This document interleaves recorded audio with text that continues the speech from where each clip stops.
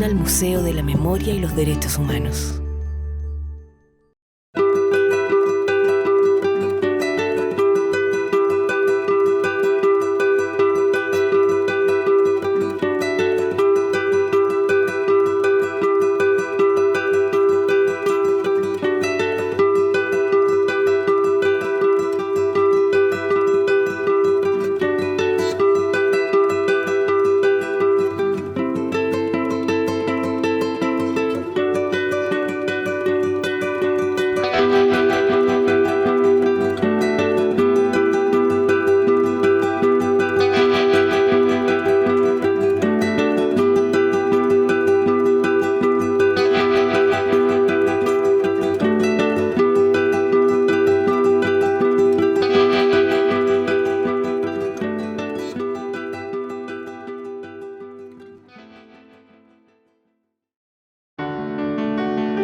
El museo es una escuela.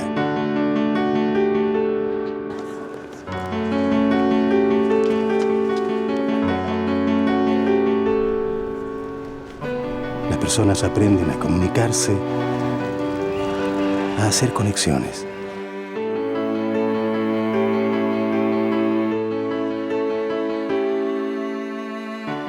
Museo de la Memoria y los Derechos Humanos.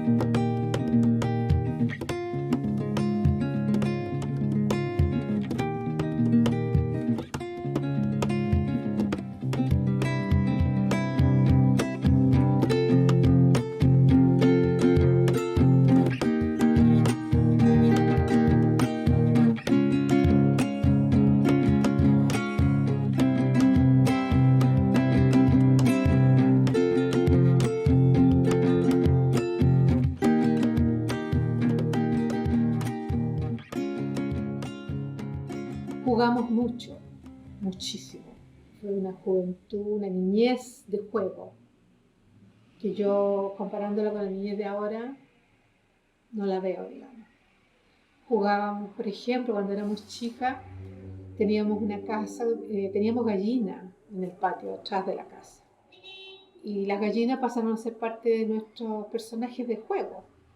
Entonces la gallina, ella tenía una gallina, yo tenía otra, y jugábamos al tecito, con las plantas, con, qué sé yo, con las piedras.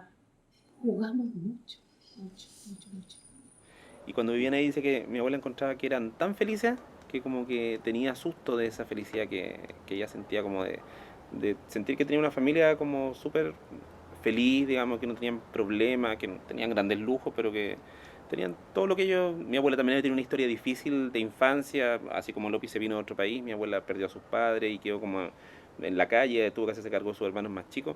Entonces encontraba que me decía que encontraba que eran tan felices que como que le daba susto. Que no podía ser realidad. Que como que no podía ser verdad.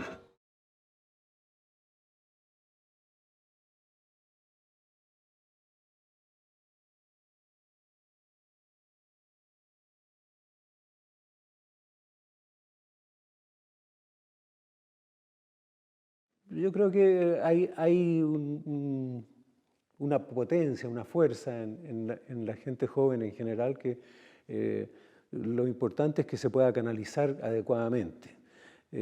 Afortunadamente en la época en que yo era joven las cosas se canalizaban tan perfectamente que se ha llegado a criticar eso como algo negativo, como si el tomar posiciones y defender una idea sea algo impropio.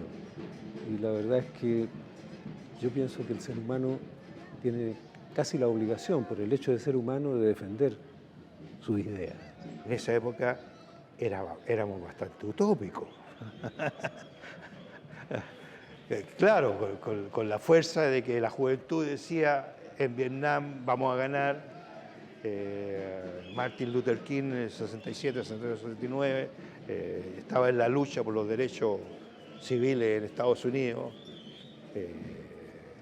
Cuba era nuestra luz y cuando murió el Che, combatiendo por las ideales, había dicho yo dejo Cuba, no quiero estar, me voy a esta acá. Había un grupo que se iba a ir a África a combatir. Entonces era una utopía mayúscula, en la cual uno no podía estar ajeno. Había mucho esfuerzo, muchas ganas de hacer cosas.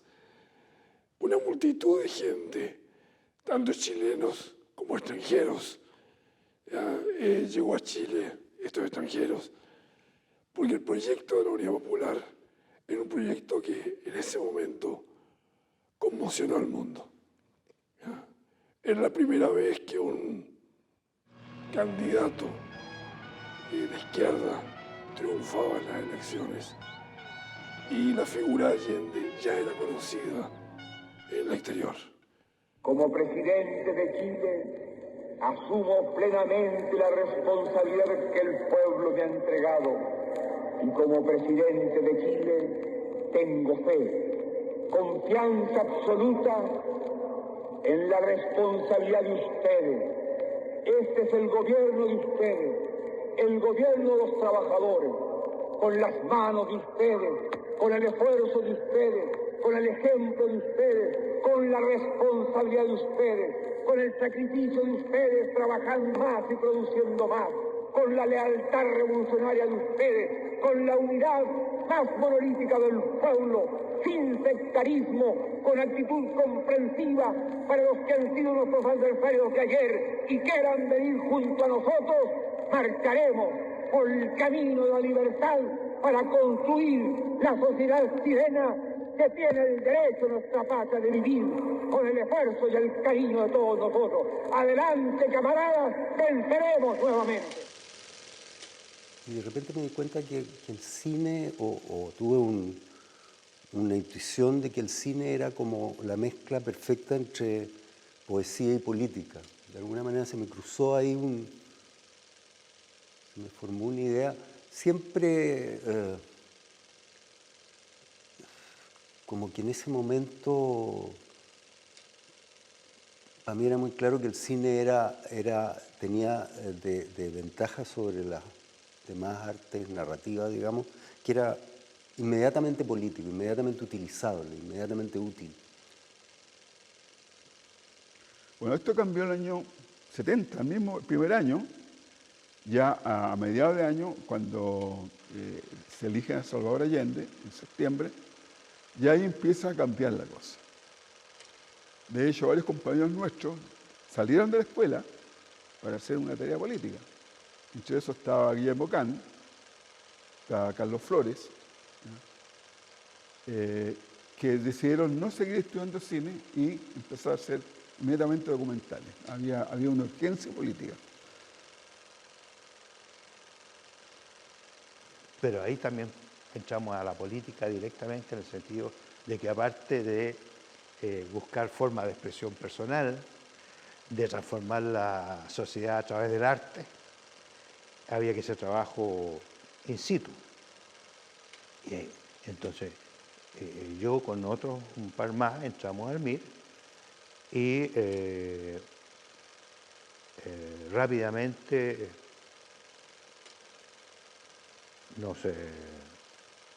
nos pusimos a trabajar en formar un equipo audiovisual dentro del MIEP. O sea, nos adosamos a los periodistas que estaban trabajando en la parte audiovisual y haciendo un centro de agitación y propaganda. Y formamos un grupo de apoyo, como 50, hay gente de cine, de teatro. Y se formaron lo que se llamó el CUP de cineastas. Que habían comunistas, de izquierda cristiana, independientes. Ya al 70 ya había llegado Pato Guzmán, Pablo Lavarra, Sergio Castilla, puros jóvenes de distintas procedencias. Y ahí se juntó la gente en una asamblea y se hizo el manifiesto de los cineastas. Antes que cineastas somos hombres comprometidos con la realidad política y social de Chile.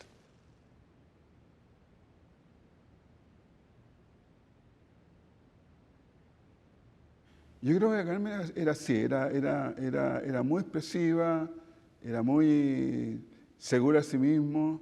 Yo siento que ella se expresó muy bien como lo que ella era. Como actriz también, ella trabajó un tiempo como actriz, le gustaba ser actriz, le gustaba mucho ser actriz. Y me acuerdo que se peleaba de alguna manera con Nelson Villagra, porque Nelson Villagra decía, tú no eres ser actriz. Decía, no, sí puedo hacer. A ver, decía, por ejemplo, muéstrame qué pasa si llega un tipo a asaltarte. Bueno, qué sé yo, le pego un rollazo en los cocos y lo tiro al suelo, decía. Sí, eso haría, sí, eso haría. Yo tenía una actitud así media, no sé si se usa la palabra ahora, de chora, así como chorita. Pero era muy, era muy simpática y además muy estudiosa.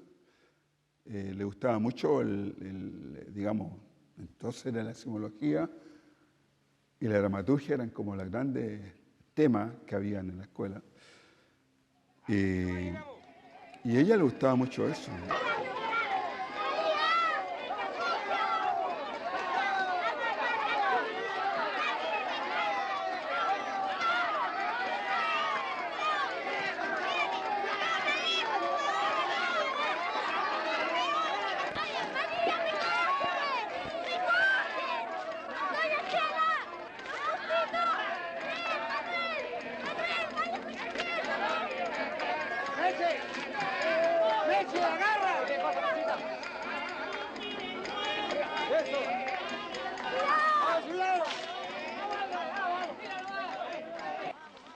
Y de las cosas que más hemos compartido es que era un gallo muy,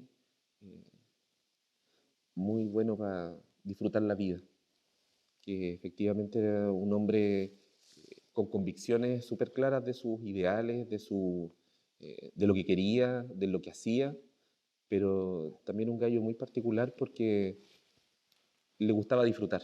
Entendía que una cosa era la lucha y otra cosa era el disfrutar la vida.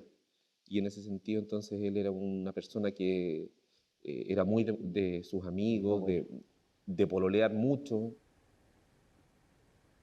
Yo lo viví como algo súper entretenido porque me iba al departamento donde vivía mi hermana sola, donde siempre había mucha gente, y gente con mucha barba, con mucho pelo largo, donde se fumaba, se escuchaba música. Entonces, para mí eso era una maravilla, el ir a ese departamento. A mí me gustaba mucho ir para allá o salir con mi hermana. Siempre las vi a mis dos hermanas muy unidas también, muy juntas, a la Loli y a la Carmen. Y yo como mirando desde la infancia estas hermanas que yo admiraba y que yo un poco quería ser como ella. Llegó a la escuela en el segundo año, yo entré en el primer año. En el segundo año llegó Jorge y llegó Pablo Perelman, también llegaron juntos, de Santiago. Y nos llamó mucho la atención porque primero era muy grande, ya tenía el pelo largo, Hablaba poco, pero hablaba bien. Y le gustaba la fotografía. A eso llegó. Y a mí me gustaba la fotografía y empezamos a conversar, nos hicimos muy amigos. Y ya venía Jorge con ideas políticas. Estábamos todos creciendo a esa cosa política en los 60, en que no sabíamos si éramos políticos o cineastas o artistas o hippies. O sea, estaba todo mezclado. Se nos ocurrió hacer teatro de guerrillas, que me acuerdo que en algunas actividades participó la Carmen. Consistía en lo siguiente: inventábamos en la noche una secuencia, o diríamos un acto, de 3 minutos, con texto, lo aprendíamos, entonces íbamos a la calle Ahumada, nos parábamos en un lugar y cuando hacíamos así, listo, señoras y señores, a esto hay que cambiarlo, y usted, yo soy el presidente de Chile, hacíamos un pequeño sketch contra el gobierno, contra la policía, y nos preparábamos para salir arrancando. O sea, teatro de impacto. A mí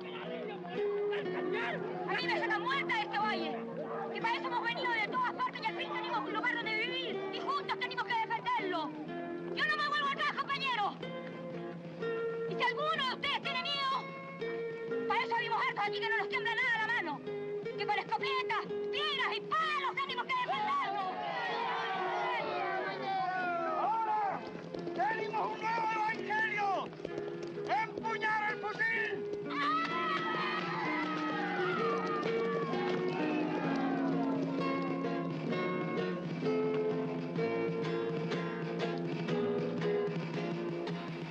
Jorge era súper Mateo en cuanto al trabajo. Es bien curioso, pero la mayor parte de los buenos fotógrafos de cine que yo conozco fueron muy malos alumnos en el colegio. Sí. Y Jorge es un caso notable, porque todos los colegios del mundo no terminó ninguno, es un desastre. Y cuando agarró este oficio, o sea, cuando se dio cuenta que era bueno para eso y que le gustaba, se convirtió en muy poco tiempo en el gallo que lo sabía todo. Conocía los equipos, conocía luz, conocía sensitometría. Era muy bueno, muy trabajador. Además de ser naturalmente muy buen camarógrafo por su físico y por su sentido plástico, porque o sea, lo que más hacía Jorge era dibujitos y su interés por la plástica era súper fuerte.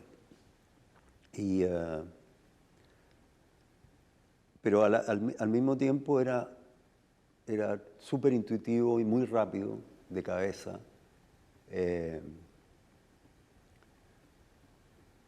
Y por otro lado, claro, estaba pensando si Jorge era bien social, o sea, era bien animal de grupo y de conversa, pero también era un tipo que se abstraía y se metía para adentro y podía estar horas dibujando, leyendo, haciendo.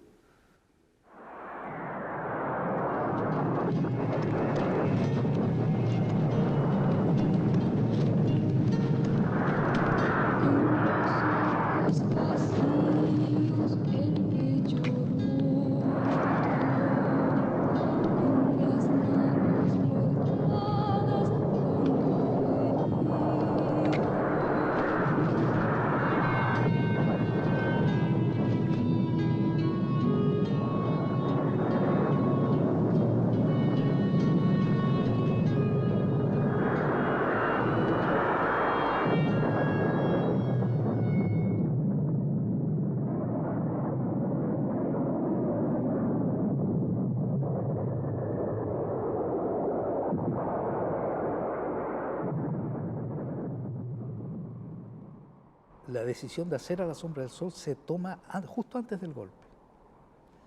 Y Y el productor, que era un dueño de una salas de cine, era un exhibidor en realidad. ¿Ya? En mi oficina fue esta reunión, creo, sí, en el centro, nos reúne y nos dice, señores, es muy divertido esto, dice, yo tengo todo para hacer una película. Tengo ya la cámara arrendada, tengo el material importado, que en esos años era muy largo el proceso de importar el material. Los tengo ustedes, que son los mejores técnicos de Chile.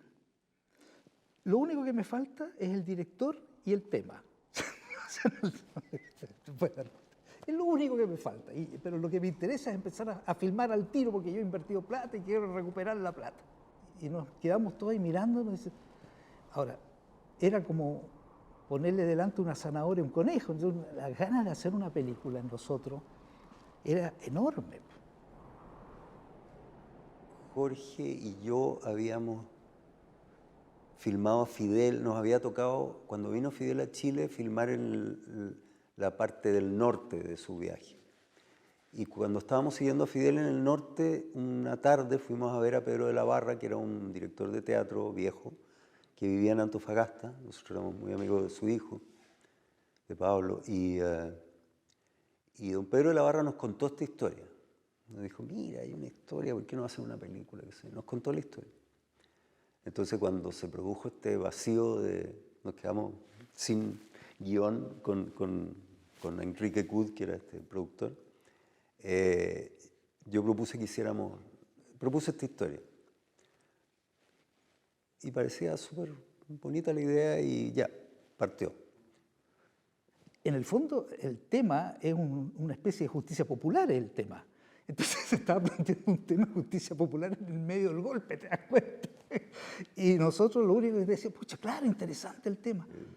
Rápidamente decidimos armar equipo juntos con Silvio y embarcamos a Waldo Rojas como escritor, un poco para tener un tercero, para tener un triángulo ahí, para inventar la historia como guionista. Y fue bien espectacular, o sea, fue muy fluido, el trabajo con Waldo fue exquisito, el trabajo con Silvio fue súper bueno.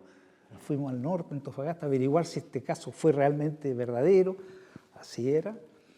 Y después empezamos a recorrer dónde había sucedido este caso. Y fíjate que los artículos de prensa de la época no decían dónde. En un pueblito del norte, pero no decían cuál. Y empezamos a recorrer, buscando como el lugar, y no lo encontramos. Y de nuevo se produce una cosa mágica ahí, porque buscando el lugar llegamos a Caspana.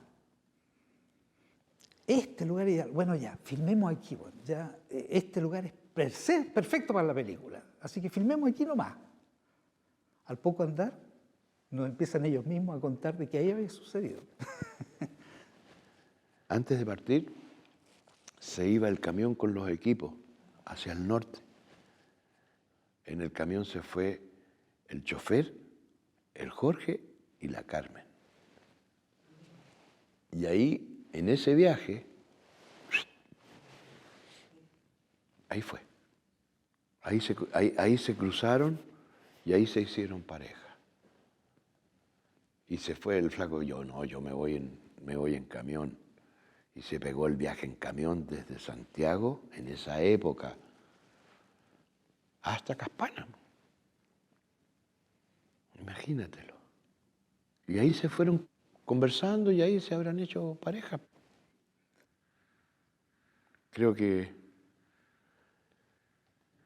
paz y amor, ahí estuvo. Ellos eran paz y amor. Eran tranquilos, se amaban. Y llegamos en el camión con el Pepe de vuelta a Calama y está la Carmen, que es script con sus hojas y su archivador, con su clip y no sé qué, y está el flaco con la cámara, y está Pablo que dirige, y Silvio, y bueno, todo el grupo. Y yo veo como a lo lejos al flaco y veo a la Carmen, y la Carmen se me acerca y me abraza. Y me mira y me dice, tengo que explicarte algo. Y yo la miro y le digo, ya, Después me lo cuenta. Y bueno, aparece el flaco y nos damos un abrazo y qué sé yo. Y claro, a mí ya, ahí ya me cayó la teja. O sea, era evidente. Era como... No me lo había cortado por carta, aún. Y yo creo que acababa de suceder algo. Tampoco era que estuviera escondiéndome. No sé, se habrán dado un beso un día antes, 2 días antes, no sé qué. Los clappers de la Carmen con Jorge y los clappers eran maravillosos.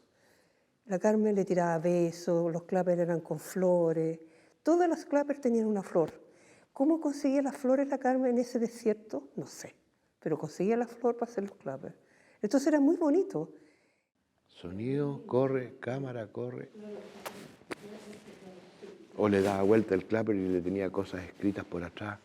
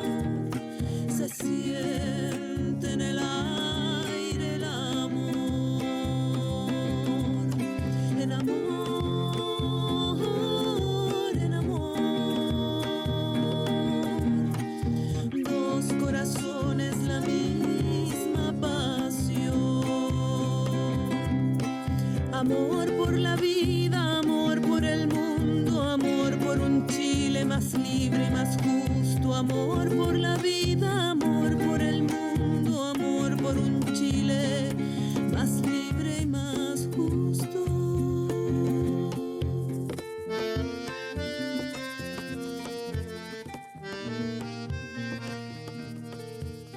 Yo trabajé con ella como actriz en una película en La Tierra Prometida de Miguel Litín. Ella hace de actriz con el Nelson Villagra.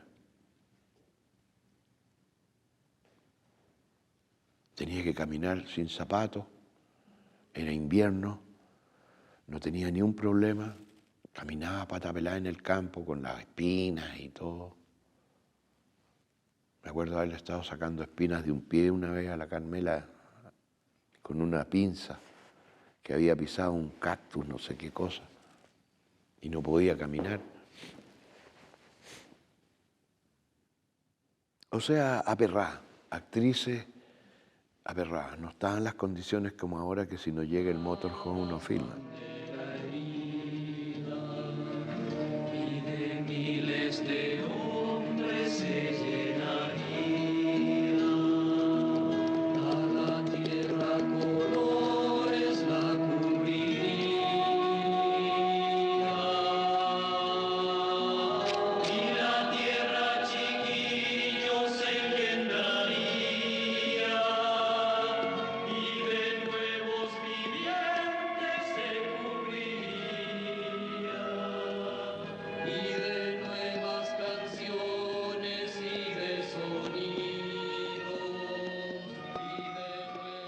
Bueno, a mí como director y director de fotografía, entonces tuve una relación muy cercana durante todo el rodaje con Jorge, pues era mi brazo derecho. Jorge era mi camarógrafo, ¿te fijas? Y a mí me encantó trabajar con él. Era una persona muy inteligente, muy sensible, pero tremendamente sensible. Y comprendía, pero uno no necesitaba repetirle nada, porque inmediatamente sintonizaba con lo que uno buscaba, ¿no? Pablo y yo hablábamos con él cuál era la sensibilidad que buscábamos y él conectaba instantáneamente, ¿no? Eso era bien impactante en Jorge, que entendía por sensibilidad y casi cero palabras. Esa cosa tan fuerte cuando hicimos esa película, ese grupo que estuvo allá arriba, nos creamos una relación muy fuerte porque en el mismo momento que nosotros estábamos filmando, estoy hablando de febrero del 74, en Calama, en el regimiento de Calama estaban fusilando gente. Porque no podía ser que el país donde yo nací, el país que yo conocía, de repente me lo cambiaran. Y sentí que era mejor seguir trabajando adentro de ese país para ir ayudando a que ese país recuperara sus raíces en el fondo, porque nos quitaron las raíces. Era como que de repente tu hogar, te dijeran, ya no es su hogar. Es el hogar que nosotros queremos, no el que usted quiere. Vivimos una etapa que yo nunca me detuve mucho tiempo a pensar en cómo fue y qué te pasó a ti. Lo que sí te recuerdo, siento que cuando volvimos a Santiago no entendíamos nada. O sea, como que se hubiera detenido este momento. Lo que sí te puedo decir es que yo no sé, creo que nadie nos cuestionábamos ni nos preguntábamos qué pasa mientras estábamos haciendo esta película, que la historia también nos llevaba a meternos fuerte. O sea, no sé si era una metáfora, había ahí algo extraño con esa historia, ¿no? O quizás solo fue amortiguar o atenuar lo que nos estaba pasando a nosotros en Santiago, que era como se había terminado todo, el cine, la publicidad, o sea, ¿qué publicidad? El documental, no había dónde filmar, ¿qué hacemos, no? Era una pregunta bien, esa sí era una buena pregunta que nos hacíamos nosotros. ¿Qué vamos a hacer? Fue una experiencia, mientras duró, fantástica, muy buena. De hecho, a nosotros nos postergó el golpe, o sea, la verdadera horror, digamos, no lo vivimos hasta un año después. Cambio. Conforme. En este momento me llamó Domínguez, secretario de Marina, y me decía que fueran los 3 comandantes en jefe a pedir rendición al presidente. Vos sabés que este gallo es chueco. Consecuencia, es al revés la cosa. Si él quiere, va al Ministerio de Defensa a entregarse a los 3 comandantes en jefe. Yo hablé personalmente con él, le intimé rendición en nombre de los comandantes en jefe y contestó con una serie de datos nomás. O sea, quiere decir que a las 11 cuando lleguen los primeros pericos, a ver qué es lo que va a pasar. A las 11 en punto se bombardea. Evacúe la moneda, va a ser más fácil asaltarla. Una vez bombardeada, la asaltamos con el WIN y con la infantería. Hay que decirle a él. Conforme, vamos a esperar nomás que evacúen los canes y los carabineros. Conforme. Bien. Afuera. O sea, carabineros que están en contacto son leales. Los carabineros que rodean son leales. A nosotros se retiraron, pero todavía no sabemos a dónde, y si acaso se han entregado a Mendoza, o si acaso huyeron nomás. O sea, pasó la moneda. Está sola la moneda, o sea, no hay carabineros. Todavía queda... Es una sorpresa cuando uno se encuentra con una foto de los cabros que no conoce. Hay tantas que hemos visto, pero me ha pasado, bueno, ahí me acaba de pasar con uno del flaco. Hace un tiempo atrás encontramos una foto apareció a través del Avero, en que está el Flaco y la Carmen besándose. Y bueno, era impresionante verlo, era lindo. Era nuevo, era como un pedacito de ellos, nuevo.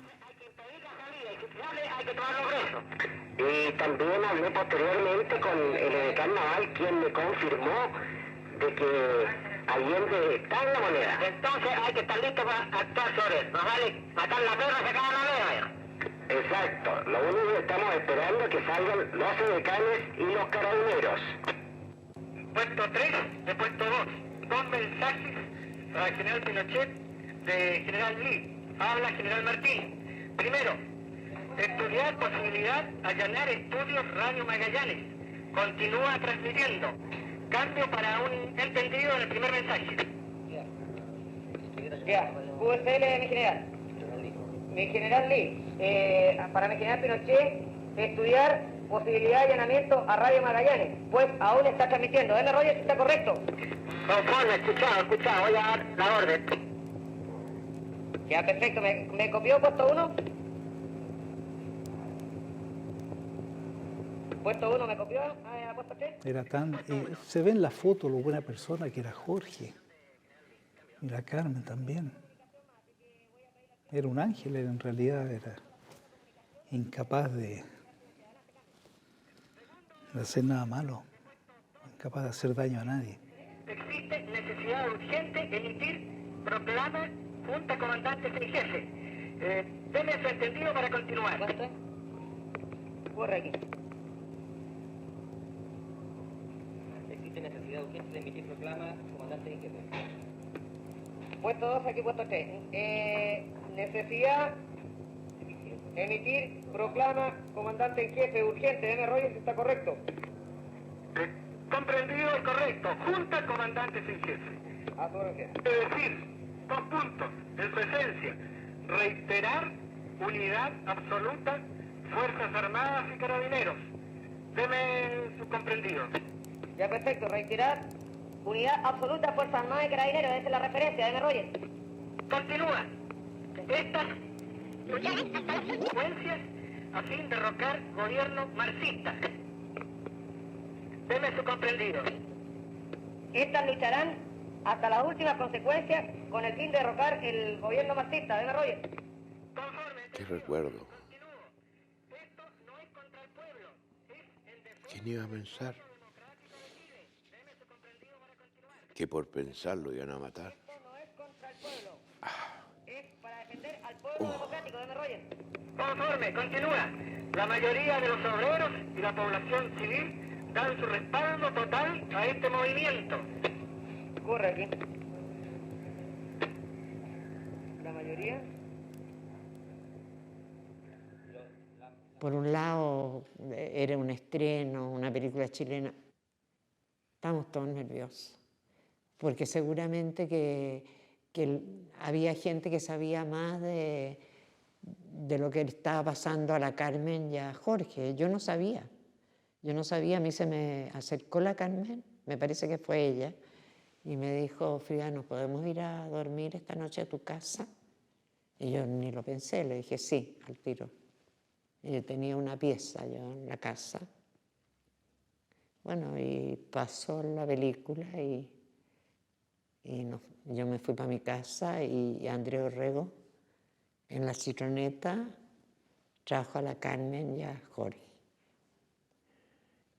Estaban asustados, de verdad, sobre todo la Carmen. Estaba muy asustada. Y yo también estaba nerviosa, pero tratamos de conversar tranquilo. Tratamos de hacer que no era para tanto, que había que dormir y que al otro día íbamos a decidir, ellos iban a decidir qué hacían. Yo tenía un hermano que se murió, pero que es poeta y esquizofrénico, pero muy lúcido, y le encantaba la Carmen. Y todo el tiempo se dedicó a decirle Carmen, tú mañana no salgas a ninguna parte. Quédate encerradita aquí en la casa. No, decía ella, no, porque el flaco se va a ir y yo tengo que estar con él. Y el Lalo le decía, deja que vaya solo, déjalo que vaya solo, pero quédate aquí en la casa.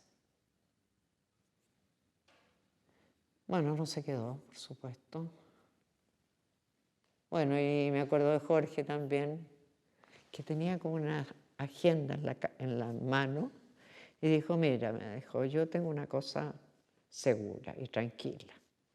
A mí, si me toman preso, si me torturan, yo de todas maneras no voy a hablar.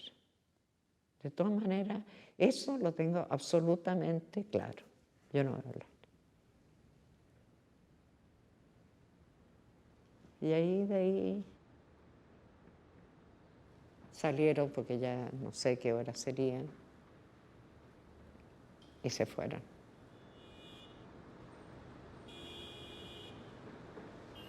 10 de la mañana más o menos, la hora que se presume que fueron detenidos, en una esquina que siempre concurría, Bilbao con los Leones. Entonces más de alguien tiene que haberlos visto, pero nadie dijo nada. Y nadie se ha acercado a nosotros en todos estos años a decirnos que vio cuando los detenían, quiénes los detenían. Pero sí sabemos que eran 2 hombres y una mujer.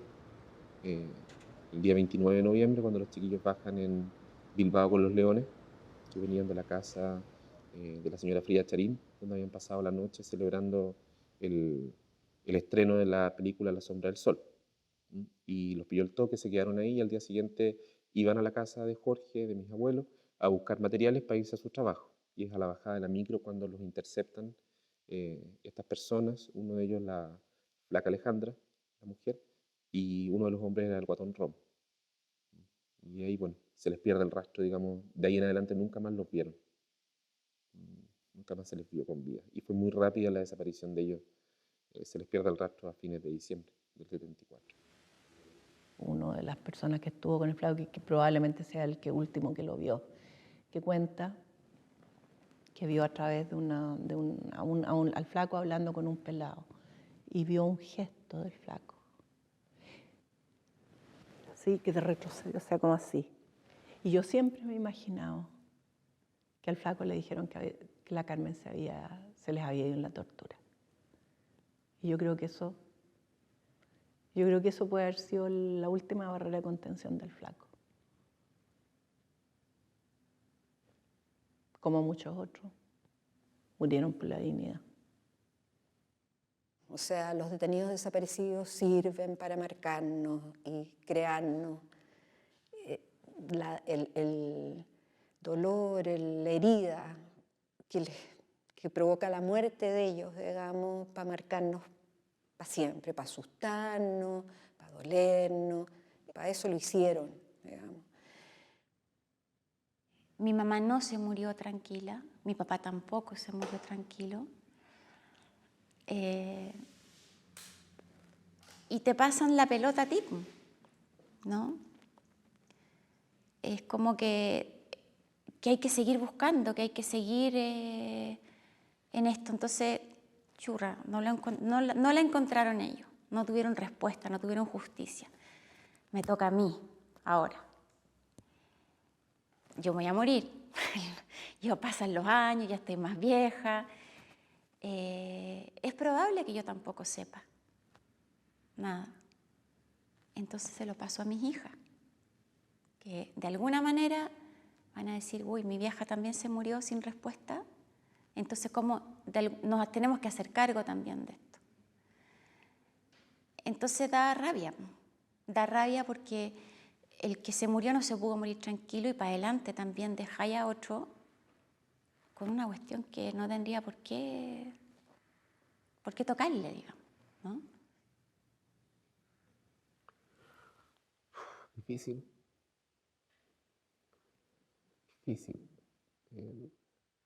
Realmente te hablan de perdón, te hablan de tanta gente. Yo a los 40 años el golpe dijo que había que pidieron perdón.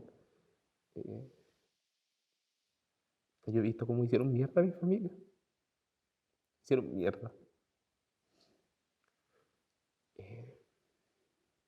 Y eso puede generar rabia. Entonces, pero también me conformo de que a pesar de todo, nos juntamos y nos reímos y estamos muy unidos. El daño yo creo que sigue y va a estar siempre. No hay dinero, no hay palabras, no hay justicia que pueda repararlo. Jorge sigue estando presente en nuestra vida, vivo, pero también con un dolor tremendo. Está siempre la ambivalencia de querer saber y no saber, ¿no? Es como, yo siempre digo, quiero saber dónde está, pero cuando yo sepa eso voy a saber cómo la mataron. Y quiero saber o quiero pensar, porque claro, igual yo siempre pienso que ella está en el mar, ¿no? Eso me da tranquilidad a mí. Yo me la imagino en el mar, a lo mejor nada que ver, pero para mí es como eso, me la imagino, no sé, y cuando yo me meto al mar, de repente converso con ella. Entonces ahí digo yo, no quiero saber, no tengo ganas de saber los detalles, pero por otro lado siento que tengo que saberlos, que necesito saber esos detalles. Entonces es la ambivalencia de querer saber, no tener el valor. Quiero justicia, quiero verdad, pero al mismo tiempo es como que mejor me la imagino en el mar, ¿no? Como que pinto un poquito la escena, ¿no? Andaba en la micro y donde andaba preguntándome, ¿estará ahí? ¿Estará ahí? Fui al campo y veía un sitio pelado y se están acá. O sea, fue toda la estadía estar preguntándome dónde iba, si ahí estaba. Iba al mar, o sea, porque no se sabía todavía lo del mar, y me preguntaba, ¿y si lo hubiesen tirado? O sea, era esa cosa constante. ¿Estarán acá? ¿Estarán acá? Es una tortura. Llévense mis documentos, llévense mi nombre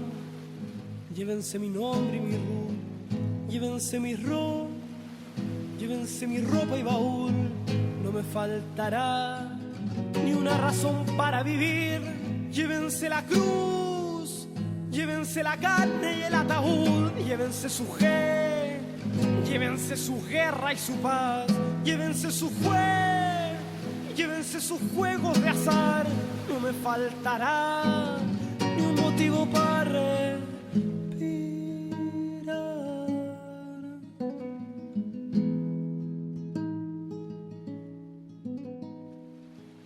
Llévense mi sal, llévense el imperio del sol, llévense el carbón, su fuego que nos ahuyentó, llévense la fe, la de quien ayer no gritó, no me faltará una forma de caminar, llévense su frontera que nos alejó, llévense el dolor y el candado que se oxidó, llévense la luz que a nuestra sombra cegó, no me faltará ni un pedazo de mi cuerpo.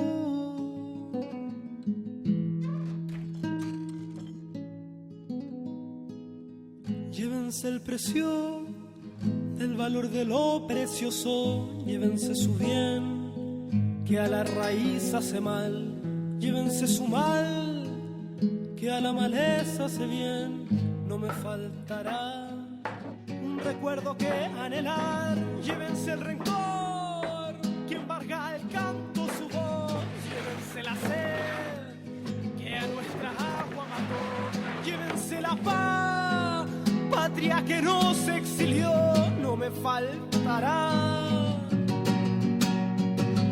no nos faltará, no nos faltará.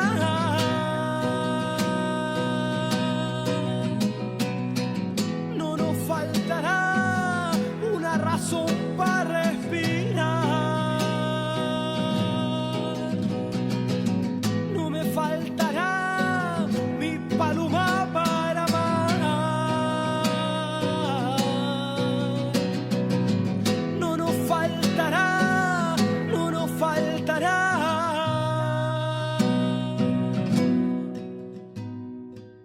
no nos faltará, no nos faltará una razón para respirar.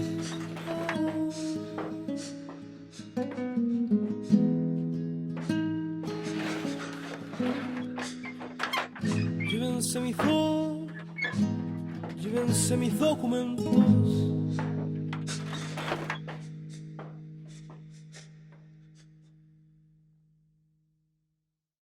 Así como de verdad, mi imagen es cuando aparece la lista de los 119. Yo creo que ahí se verbaliza algo que estaba dando vuelta. Yo recuerdo, quizás fue antes, no lo sé, pero ahí yo siento que hay un peso que tiene el decir las cosas. Porque aparece este diario y nosotros veníamos llegando de Viña con mi mamá. Llegamos de noche, creo que estaba la luz cortada, no me acuerdo. Y llegamos y había un ambiente raro. Mi papá estaba esperando a mi mamá, estaba una tía, la tía Nana, y como preparando que alguna mala noticia había. Y ahí le dicen a mi mamá lo que salió en el diario y todo. Y yo ahí siento que yo, por lo menos, para mí fue como, la Carmen no va a volver nunca más. Porque antes yo tenía la sensación de que, mira, en mi casa mi mamá tenía un bolsito. No sé si recuerdan esos bolsos como de feria, que eran como medios tejidos. Bueno, mi mamá tenía ese bolsito con pasta de dientes, con calzones, con toallita, con un montón de cosas que lo llevaba cuando iba a buscar a la Carmen. Entonces, ese bolsito era muy ambivalente para mí porque de alguna manera era que si estaba el bolsito, ella podía estar porque la iban a buscar al estadio, a Tres Álamos. Entonces, como que había una posibilidad, ¿no? Había pasta de dientes, ahí había cepillos de dientes. Pero cuando volvía al bolsito, es que no estaba, no la habían encontrado. Y yo solamente miraba el bolsito, era como que... Y no preguntaba y no decía nada, y a mí tampoco nadie me decía nada. Cuando aparece la lista, cuando uno es chico y dice, mueren como ratas, tú no piensas en todo el tinglado político que hay detrás, ¿no? Que esto es un montaje, que lo que te llega es que los mataron. Ahí fue un momento como guau, como churra. Mataron a mi hermana. Ahí fue muy, muy claro para mí. Después uno empieza a ver que esto es parte, como digo, del montaje, pero en ese momento ya no hay más idas y vueltas, ¿no? Ya murieron. Hay un diario que dice, y uno le cree a los diarios cuando es chico también. Entonces, ahí fue como, fue un peso enorme que cayó. Yo lo siento. Pero fue como un discurso que me llamó la atención, porque coincidió con algunas cosas. Coincidió con que en la pieza que yo ocupaba, la que te contaba, había muchas cosas de Jorge. Era su pieza, de hecho. Yo ocupaba la cama de Jorge. Y la pieza donde mi abuela trabajaba era la pieza de su hijo, donde lo estaban esperando, igual como siempre, su pieza. De hecho, era la pieza del tío Jorge. Así era de alguna forma. Yo dormía en esa pieza. Yo creo que hubo algo simbólico para mí que pasó, que quizás no me lo dijeron, pero sí algo simbólico, y era que había una cómoda en esa pieza. Una cómoda donde se guardaba ropa. Ropa que, por supuesto, desde chicos siempre nos decían que no podíamos tocar. Pero era ropa que era de Jorge. Y ropa que cada cierto tiempo se sacaba, se lavaba, se planchaba y se volvía a guardar. Y estaban sus chalecos, estaban pantalones, distintas cosas de Jorge. Yo igual las miraba como bien hippie, toda la ropa como que tenía, ¿cachai? Las camisas, unos chalecos que eran muy bonitos. Y de un día para otro esa cómoda ya no estuvo más. Ya no estuvo más esa cómoda. Y esa cómoda fue cambiada de pieza. Mis abuelos en su pieza la pusieron. Era una cómoda rectangular. Mis abuelos hicieron un arreglo en su pieza, como hicieron un closet más grande. Y pues, súper doméstico lo que te estoy contando. Y esa cómoda fue instalada en ese closet. Pero ya no con ropa de Jorge, sino como una parte de otra estructura. Yo creo que cuando mi abuela regaló la ropa de Jorge, que yo sé que eso fue lo que hizo, yo creo que dejó de esperarlo. Hizo el ejercicio de tener que un poco entender que ya Jorge no iba a volver.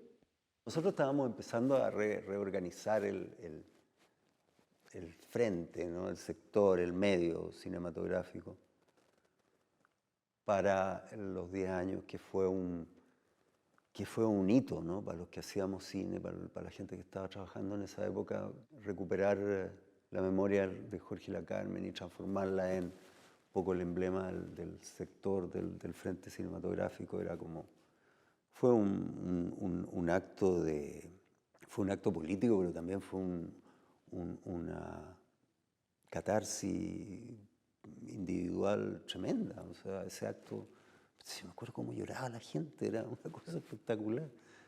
Y fue realmente muy bueno, porque de ahí como que se nos hizo muy fácil movilizar a la gente que estaba en el medio, en torno a la idea de organizarse y de hacer política desde el cine, ¿no? Desde la cultura. Mira, nosotros en una época formamos la APTA, Asociación Profesional de Técnicos Audiovisuales.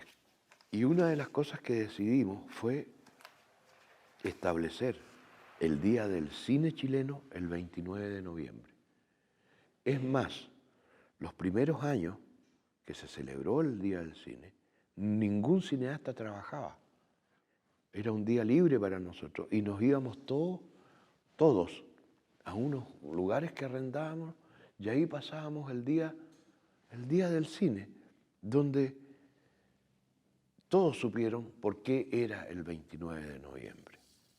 O sea, el Día del Cine se instituyó mucho antes del retorno a la democracia y el Día del Cine tiene que ver específicamente con lo que significa para el cine chileno, para la sociedad chilena, el tener a dos personas, dos profesionales del cine, de además una talla bestial, que fueron víctimas de una dictadura salvaje. Lo organizábamos nosotros, en los primeros años hacíamos todo nosotros, todo. Hasta llevar las películas, conseguir las películas, todo el trabajo lo hacíamos nosotros, ellos exhibían nomás, ¿ya? Entonces apareció el negocio.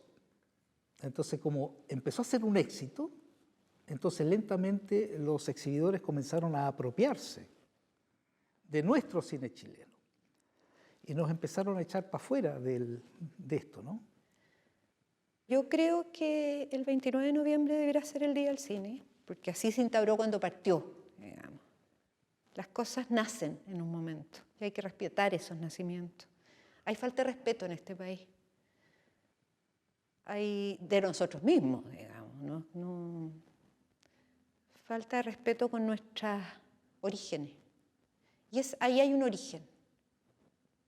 Se instituyó algo por una verdad y una necesidad y una convicción, por lo tanto deberá conservarse y celebrarse. Era el compromiso con el cine y ellos mismos como pareja, entonces era una cosa súper bonita porque hacían una cajita de sorpresa así agradable, bonita, era como una botellita que cumplía con todo lo que tenía que cumplir y tú levantabas y era un perfume exquisito. Mira, con el amor al oficio y el amor entre ellos. Yo creo que hablar de amor en esta época es como un poco anacrónico, ¿ya? Pero si yo le digo a alguien que si guarden algo de Jorge y de la Carmen, es el amor con que hicieron lo que hacían, cómo se relacionaron con su trabajo y entre ellos. Entonces, y la valentía, el esfuerzo, la decisión. Yo creo que al Jorge y la Carmen hay que recordarlos como una pareja de cineastas enamorados del oficio y de ellos.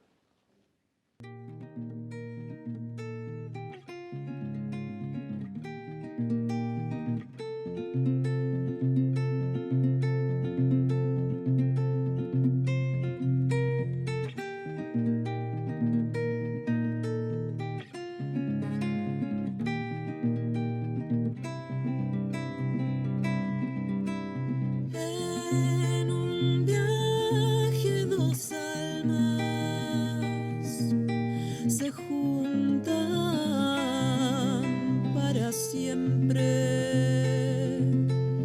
Él con su cámara al hombro logra la captura y su alma se enciende. Lo que más destaco de eso es la valentía, la fuerza, la convicción y la unión y la organización que tenían esas personas para lograr llevar a cabo, aún con todo lo que se les ponía enfrente mediante el Estado. Trabajando, complicidad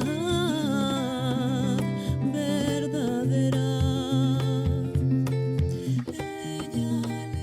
Ha sido una experiencia igual fuerte, o sea, darse cuenta de que en este lugar que se ve como un parque, en su momento fue un centro de detención, donde pasaron cosas tan brutales. En amor se siente en el aire. No sé, siento que para realizar un acto de tortura no se te tiene que olvidar que eres un ser humano y pensar en que todos somos iguales. Yo creo que lo más importante es como pensar en la mente que tienen las personas que pueden llegar a realizar estos actos. Amor por el mundo, amor por un Chile más libre, más justo, amor por la vida. La tortura en el contexto de dictadura militar, psicológico, físico, pero vemos que hoy en día y constantemente nos siguen torturando. Diferentes formas de tortura que hemos visto, quizás no solo aquí, pero en otras partes nos han enseñado que existen, nosotros las vemos constantemente en nuestra realidad, en los liceos, en desalojo, en cómo nos tratan, en las manifestaciones. En sí la tortura sigue existiendo, quizás de una forma más camuflada, pero sigue existiendo psicológica y físicamente, que lo hemos visto sobre todo nosotros los estudiantes secundarios. 29 de noviembre no se tuvieron juntos y hasta hoy nadie sabe su suerte. En amor, en amor.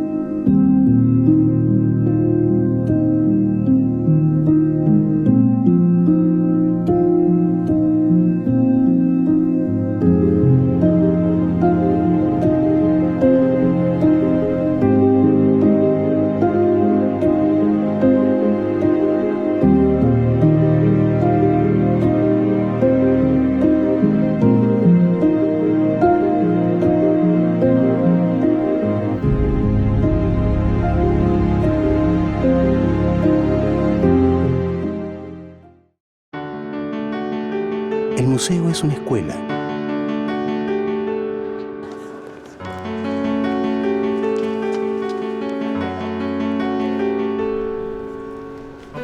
Las personas aprenden a comunicarse, a hacer conexiones.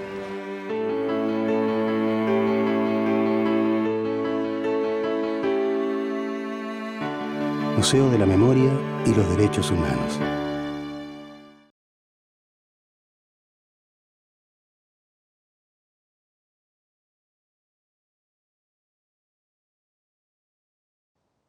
Bueno, estamos en compañía de Pepe de la Vega, realizador audiovisual, sonidista, cineasta. Estamos iniciando un recorrido por el centro de Santiago, un lugar muy especial. Y hoy también es un día especial porque hoy día es el Día del Patrimonio, es 28 de mayo del año 2023. Y estamos en el Paseo Bulnes, un lugar que queda a 3 cuadras del Palacio de la Moneda y que fue bastante afectado para los días del 11 de septiembre.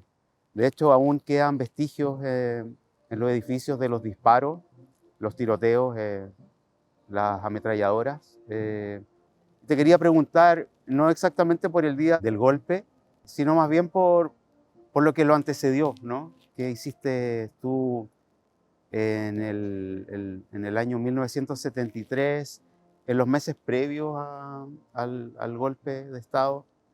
Todo lo previo del 29 de junio del 73, de mi quehacer, tuvo que ver con la finalización de la postproducción de sonido de la película Palomita Blanca, que hice con Raúl Ruiz. Y ya estaba trabajando con Pablo de la Barra en la película Queridos Compañeros.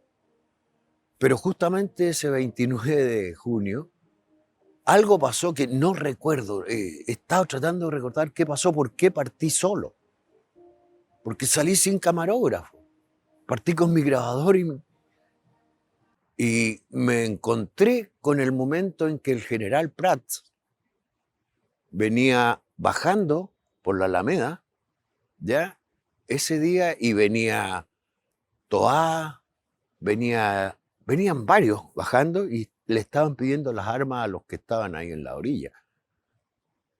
Y yo venía detrás de eso con mi micrófono. Bueno, y eso lo encontré años después, cuando se mostró la película La Batalla de Chile. Me veo ahí detrás yo solo grabando. Y en ese momento algo más pasó, que se volvió a retomar la cosa más acá, y corrimos. Y yo corrí con mi grabador y me escondí detrás de un camión. Y ahí escondido miro, levanto la cabeza y al otro lado estaba Jorge Miller, con la cámara, solo. Y ahí nos encontramos, nos vimos. Él estaba al otro lado del camión, algo pasó. Oye, nos vemos. Nos desaparecimos otra vez. Y andábamos con el grupo de periodistas en esa época. Entonces pasó ahí, pasó acá, después vinimos por las calles cerca de la Moneda y después en el centro. Y ahí empezaron a suceder estas cosas que son tan recordadas ahora, como la muerte del camarógrafo Leonardo Henriksen.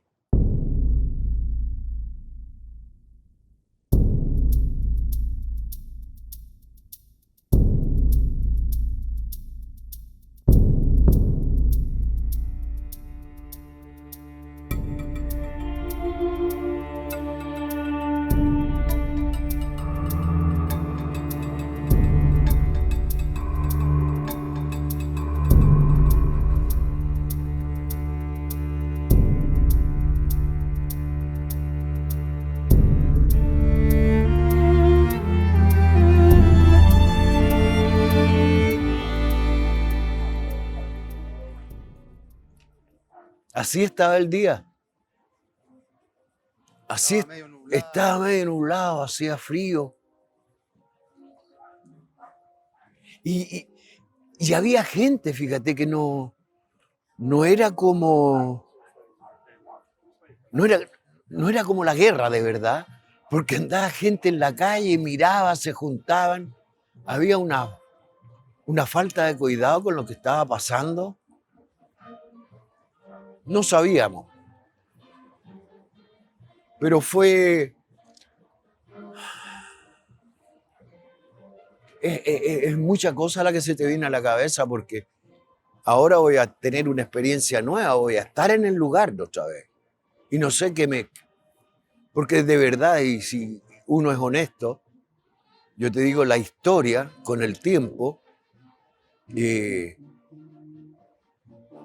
uno como que se da cuenta que la va no adornando, sino que va sacando cosas, va escondiendo realidades, y en ese momento eran absolutamente necesario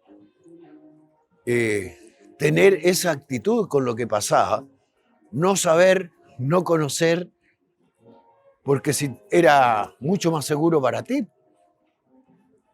¿Tú te acuerdas del recorrido que hiciste ese día, específicamente el 29 de junio de 1973?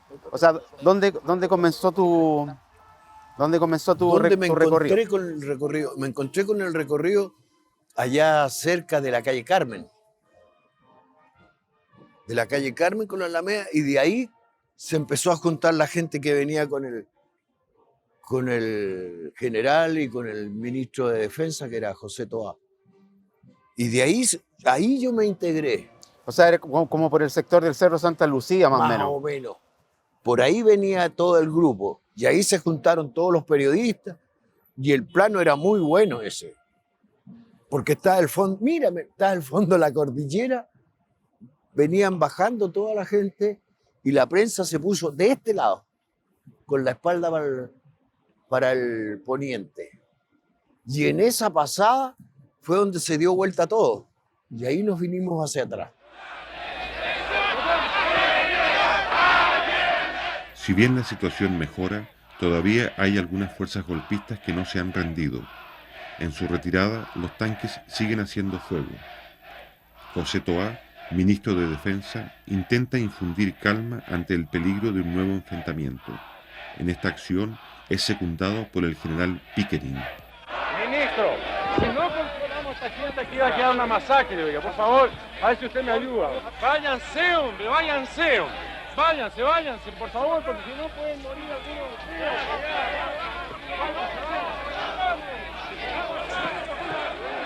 Los generales Pickering, Sepúlveda y Prats encabezan el grupo de oficiales que sofocan el cuartelazo. En cambio, otros altos mandos se limitan a permanecer expectantes. Tal es el caso de Augusto Pinochet, más tarde jefe del gobierno militar, que esta vez se suma a las fuerzas leales.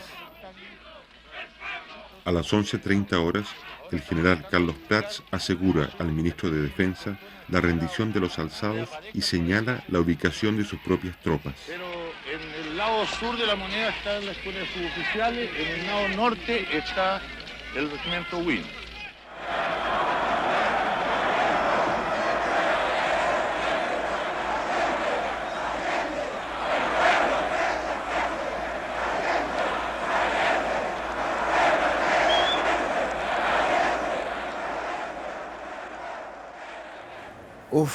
Voy a llegar al mejor lugar de la Moneda.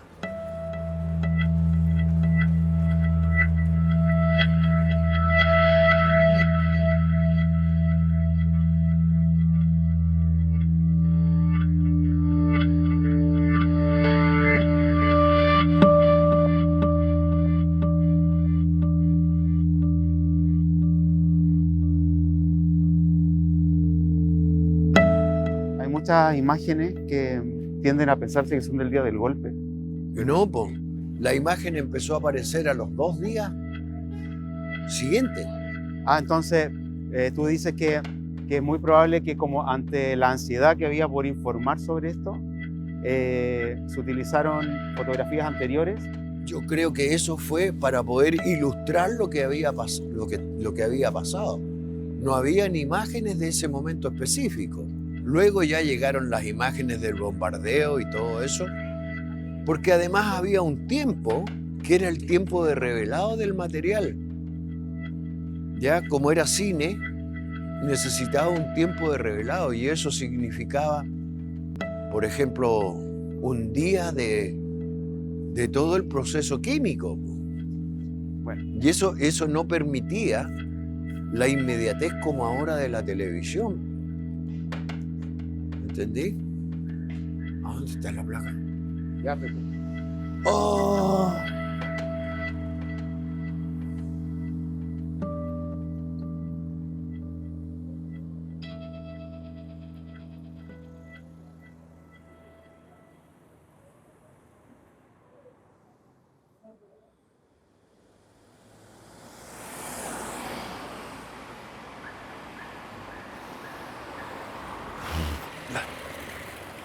Vamos.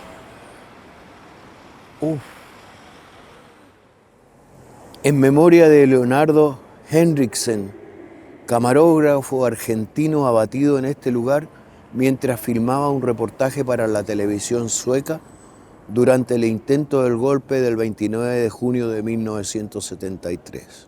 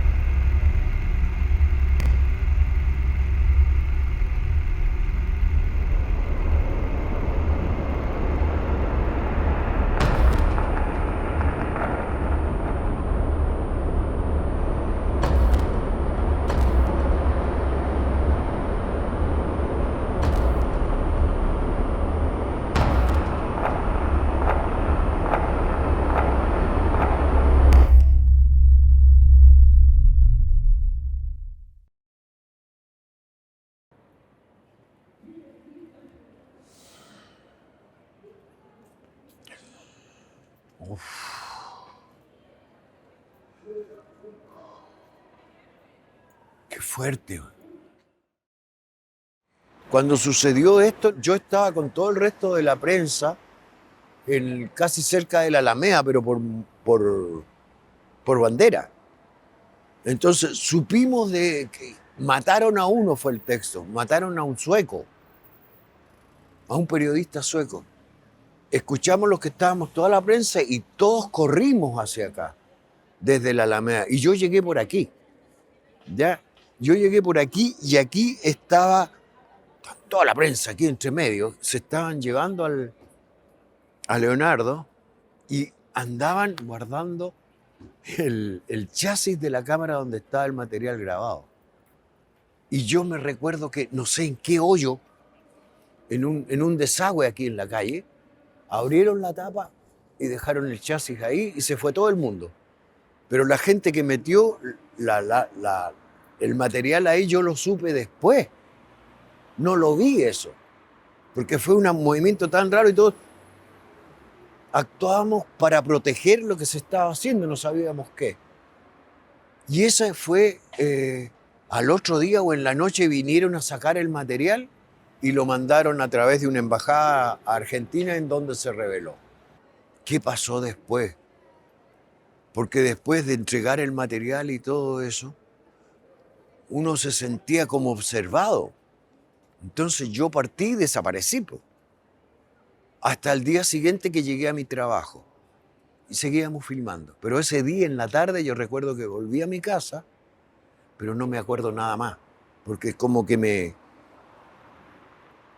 fue la primera vez que sentimos la verdad, la primera vez que sentimos balazos, ¿ya? Y la primera vez que teníamos un muerto, y el muerto era el oficio que nosotros hacíamos. Entonces fue súper fuerte para todos nosotros. Ya lo pensamos 2 veces nuevamente cuando tuvimos que salir a cubrir información o lo que fuera. Ya la actitud frente a las situaciones era de mucho más resguardo y mucho más cuidado. Ya entendimos que esto era de vida o muerte, o sea que si llegaba el golpe iba a ser como fue, cruento, terrible y mucho muerto.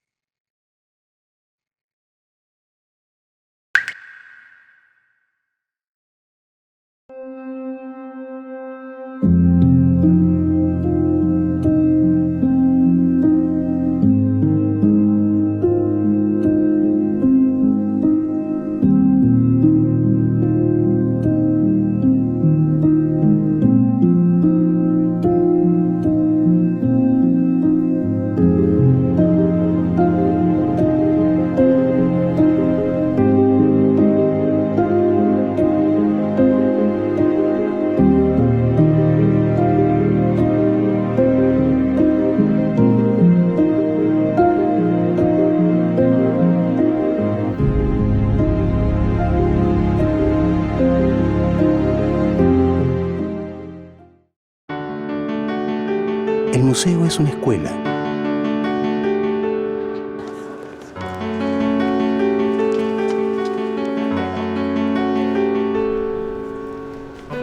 Las personas aprenden a comunicarse, a hacer conexiones.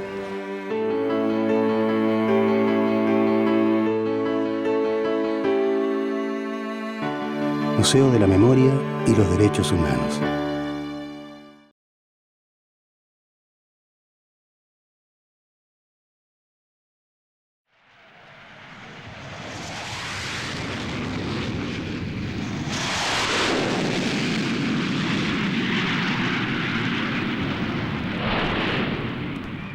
Yo tenía mi cámara en la oficina, así que la llevé, estaba con un rollo de 100 pies, 2 minutos y medio.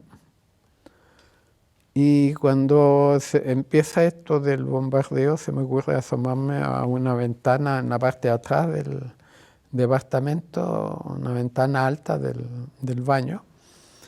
Y de ahí entonces pude filmar la aproximación de los aviones. Hay un avión en que se ve cuando salen los rockets del avión. En el otro seguramente que pasa más bajo, sueltan los rockets cuando está detrás de los edificios y no se ve eso. Pero luego se ve el humo que va saliendo detrás de los edificios, que es el humo del incendio de la Moneda. Entonces ese plano cortaban muy bien con la filmación que hicieron los alemanes desde el Hotel Carrera mismo, en que se ven los impactos de los rockets en la fachada de la Moneda. Desde las 10:30 horas se ha requerido rendición de Salvador Allende y ante la negativa de este se inició ataque aéreo y terrestre contra la Moneda. Con esta acción se persigue evitar derramamiento de sangre. Repito el comunicado. Desde las 10:30 horas de hoy se ha requerido rendición de Salvador Allende y ante la negativa de este se inició ataque aéreo y terrestre contra la Moneda. Con esta acción se persigue evitar derramamiento de sangre. En los momentos en que se estaba dando esta notificación a la ciudadanía, pasan nuevamente los Hansen lanzando sus cohetes hacia el Palacio Presidencial.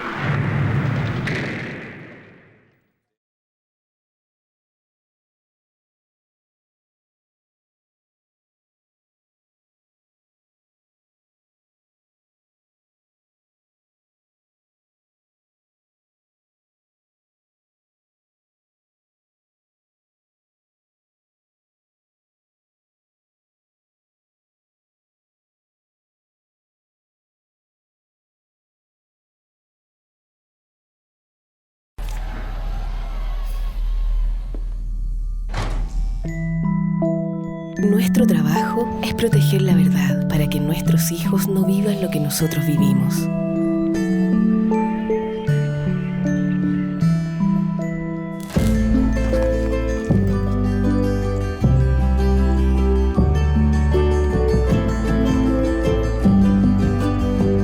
Ven al Museo de la Memoria y los Derechos Humanos.